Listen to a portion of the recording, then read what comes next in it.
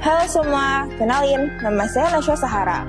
Saya dari SMA Negeri Modal Bangsa. Sekarang saya sudah berumur 17 tahun dan sedang membuat KTP saya. Syarat-syaratnya tuh nggak banyak. Saya cukup membawa KTP sama akte kelahiran. Mudah aja kan?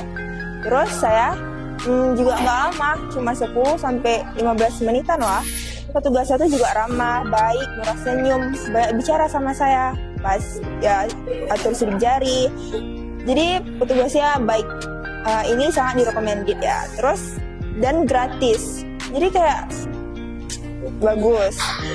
Dan tapi saran saya sih cuman mungkin harus adanya spot foto. Untuk saya yang capek nunggunya tuh cepet bosan, jadi bolehlah ada spot foto untuk saya menunggu. Oke, gitu aja. Terima kasih.